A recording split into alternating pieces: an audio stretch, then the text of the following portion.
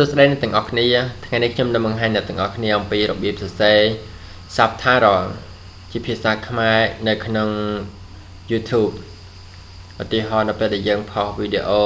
ជាបទចម្រៀងឬក៏ជារឿងភាគយើងក៏អាចសរសេរ subtitle ជាភាសាខ្មែរបានដូច្នេះហើយសូមចុចនៅលើរូបភាពនៃ logo របស់យើងដែលយើងបានលោកចូលក្នុង Gmail របស់យើងយកពាក្យថា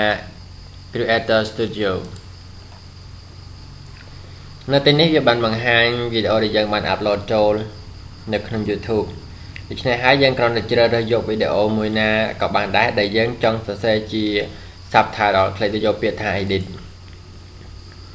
ហើយនៅខាងលើ option ខាងលើនេះយើងคลิกយកពាក្យថា subtitle និង CC យើងគ្រាន់តែ select នៅភាសាមួយឧទាហរណ៍ភាសាខ្មែរខ្ញុំចង់សរសេរជាភាសាខ្មែរហើយ set language ចំពោះភាសាខ្មែរមួយគឺយើងត្រូវតែសរសេរជាប៉ុន្តែភាសាអង់គ្លេសនៅពេលដែលយើងនិយាយជាភាសាអង់គ្លេសទៅគឺថាវាមាន subtitle ខ្លួនឯងតែម្ដងដូច្នេះហើយនៅទីនេះយើងត្រូវចុចលើពាក្យថា add a new subtitle ហើយយើង select យកពាក្យខ្មែរមក select យកភាសាខ្មែរយកពាក្យថា create new subtitle នៅទីនេះហើយយើងអាចសរសេរ subtitle ផ្សេងៗគឺនៅខាងឆ្វេងដៃរបស់យើងឧទាហរណ៍យើង play បទចម្រៀងសិន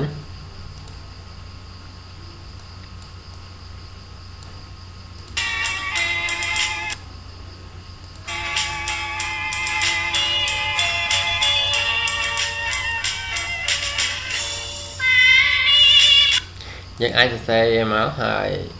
សរសេរថាទៅ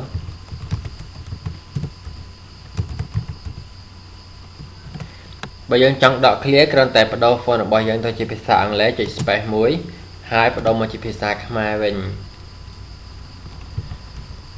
ពេលនេះបងអើយយើងបែកគ្នាហើយយើងចុចលើពាក្យសញ្ញាបូកនេះដើម្បីបញ្ជូនវាមកកាន់ខាងក្រោម subtitle នេះនៅទីនេះដែរយើងគ្រាន់តែចាប់ទាញវាឲ្យត្រូវជាមួយនឹងសំឡេងនៅពេលដែលវាចេញជាក្រៅអូខេ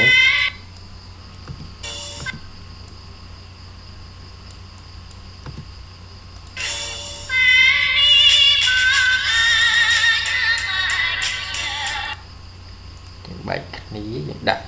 យើងចង់ទាញវាយើងគ្រាន់តែចាប់ទាញនៅពេលបើចេញសញ្ញាអញ្ចឹងយើងចាប់ទាញមក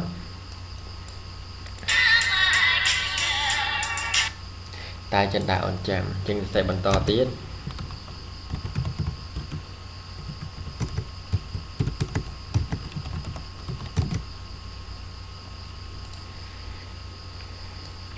ចាប់ទាញមក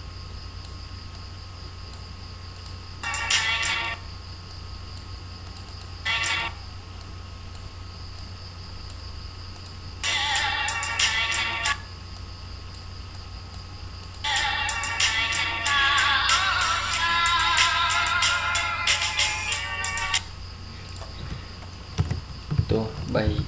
យូរ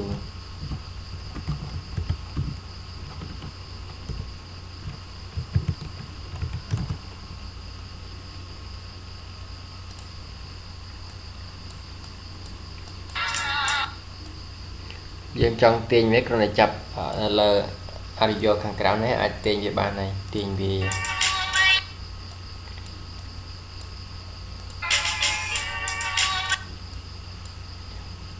ចុចខាងលើនេះក៏បានទាញខាងក្រោមនេះក៏បានដែរ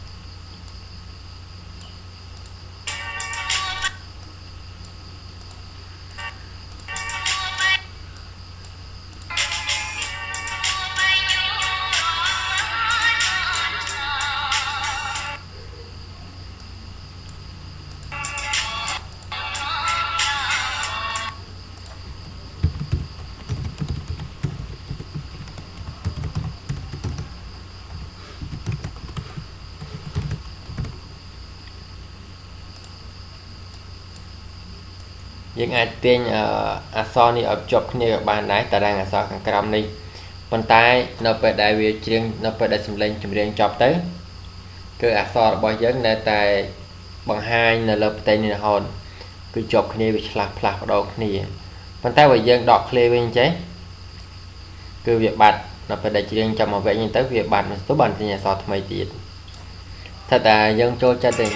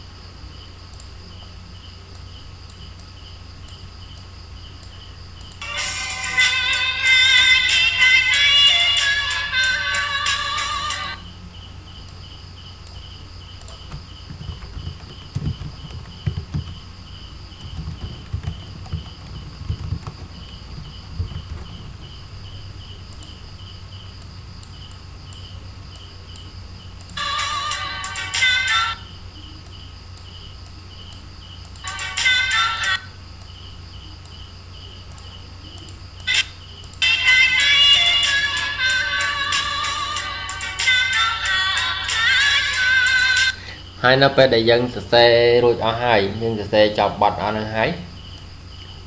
phải để dân ở trên lớp publish video bởi dân này dân play video tới bên kia so cc minita subtitle nơi là video để dân bán play hai dân thua đặc biệt này anh thua họ to tại chọc bật riêng rồi có chọc video để dân bán phò này anh ở con trend là từng ở kia bye bye